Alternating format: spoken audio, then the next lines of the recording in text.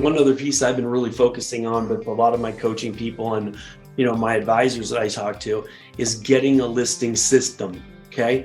Yeah. Home, you get all of your collateral ready, and it should be the same collateral. You do not need to get here we go again with my content. Okay. You get the same damn coming soon or active listing, whatever it is. And then on Monday you mail it out. And then on that mailer, it has my neighborhood open house on Friday. Okay. Yep. Then Wednesday, the home hits the market.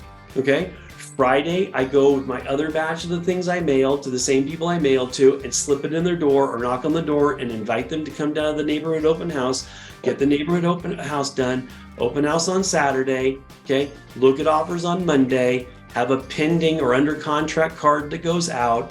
Once that happens and sells, then you have a just sold postcard that goes out, and you just do that over and over and over again, because you will create leads out of your listings. You should be creating 1 or 2 additional pieces of business out of every listing you take.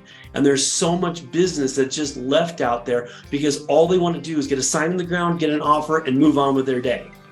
Yep. Yeah, you should be. And that's, again, you're talking my language. It's the same thing. You got to have a system. I use Trello. It's a project management system.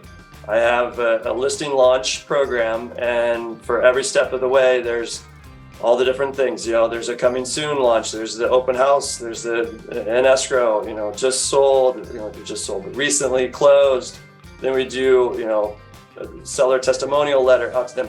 Too many agents. I tell them, if you're going to send just one postcard throughout the whole process, just throw it in the trash. No kidding. Because you got to do it multiple times to get these people to be consistently seeing your information, and that's how they're going to connect with you. And it won't happen unless you're systematized. Right? No, it's not going to happen. Yeah, you'll have good intentions, but also using QR codes is huge these days. I did a training I talked about it at EBX, and I did a training for the system on using QR codes to a home value landing page, which we actually have in our Engel Volkers backend. So the system is already there. It's just a matter of doing it. And that's working amazing right now. I touched on it at the conference, but I did a training on it a few months back, and one of our advisors took it out. He delivers to a farm.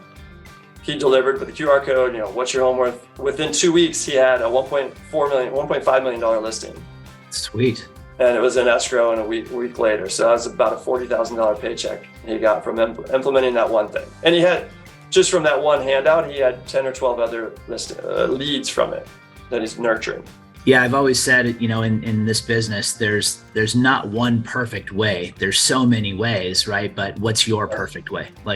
That's what so many people, I think, struggle with, is there's so much out there. There's so much noise. There's all these different bells and whistles they can be playing with and tinkering around with. But it's you just got to find what works best for you, and create that, like you said, that routine, that repetitiveness, that over and over structure and strategy to take that one idea and be able to run a marathon with it and just keep going.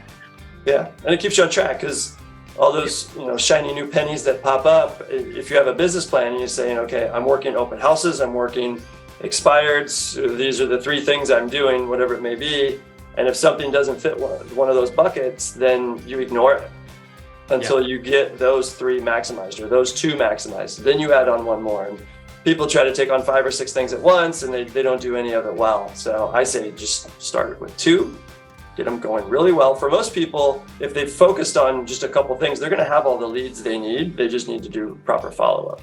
Yeah, because that's one of the things when I'm coaching somebody, I'll just say to them, what is it that you like to do?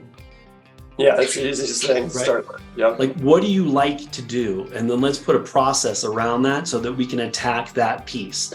Because I think, holding somebody accountable and saying, did you make your 100 calls each day? Dude, that's an old and tired coaching method that I don't believe works. I think that you've got to really focus in on the person and be able to create that for them.